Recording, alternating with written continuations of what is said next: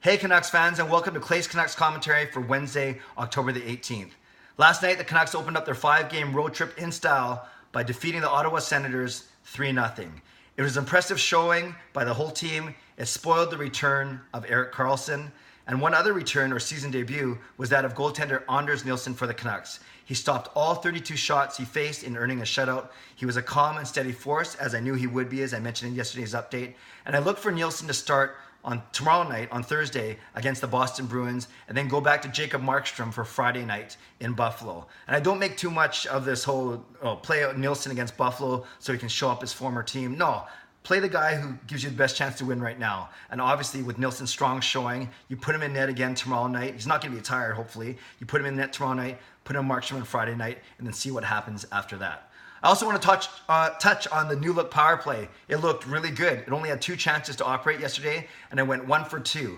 And you basically had a diamond +1 formation. You had Brock Boeser right in the middle, and then up top you had Michael Del Zotto. On the right diamond you had Derek Pouliot, on the left diamond you had Sven Berchi, and you had Alex Burmistrov wreaking havoc at the top of the diamond, or the bottom of the diamond, however you look at it, in front of the net. And that combination of the 3 Bs, and they were all buzzing in front of the net. See what I did there? Burmistrov, Boeser, and Berchi were all buzzing in front of the net to create that goal off a point shot from Michael Del Zotto. And you even had Derek Pouliot skating in and giving a small love tap, a cross check to one of the Ottawa defenders. But there's a lot of movement. There's a lot of great passing among all 5 players in setting up that goal. And I look forward to seeing what happens with that power play unit and the power play overall as we move forward. Another nice aspect of that power play is that they did not give up a shorthanded goal. Coming into the game, we had 2 power play goals scored and 2 shorthanded goals against. So finally, we're on the right side of that equation.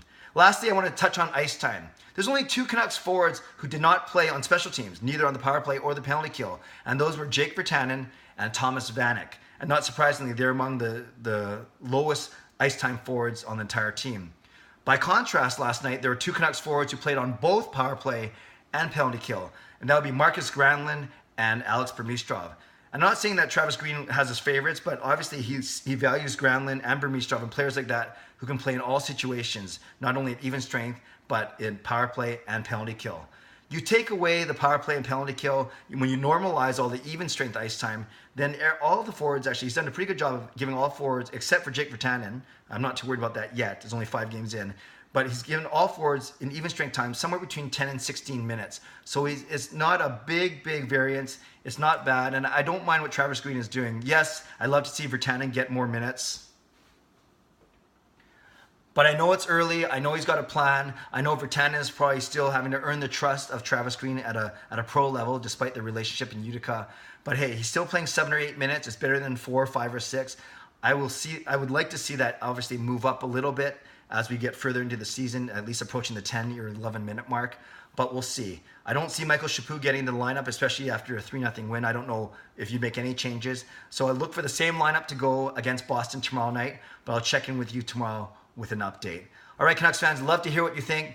Leave a comment below. What do you think of Anders Nilsson? What do you think of the new look power play? And are you concerned about Jake Virtanen's low minutes right now, all at even strength? Or is it just a simple matter of earning Coach Green's trust? Leave a comment below. I'll be sure to get back to you. And if you haven't subscribed to this YouTube channel yet, I invite you to do so now. Have a great day. God bless. And go Canucks go.